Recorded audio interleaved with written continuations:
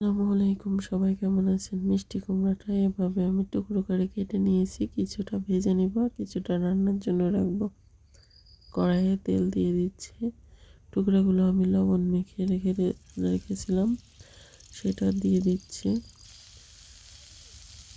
এক পাশ ভাজা হয়ে গেলে আমি উল্টিয়ে দেবো, আর এক পাশ ভালো করে ভেজে নেব।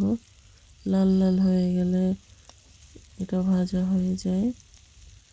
পুষ্টিগুণে ভরপুর মিষ্টি কুমড়া, খাইতে বেশ মজাই লাগে। অন্যগুলো আমি ভেজে নেব একইভাবে। পুষ্টিগুণে ভরপুর, দেহের জন্য বেশ উপকারী মিষ্টি কুমড়া।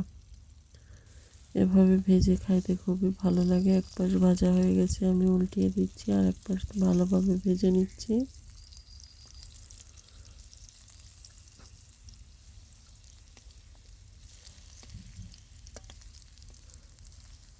অন্য পাশ ভাজা হয়ে গেছে, আমি এবার অন্য একটা পাত্রে উঠিয়ে নিব।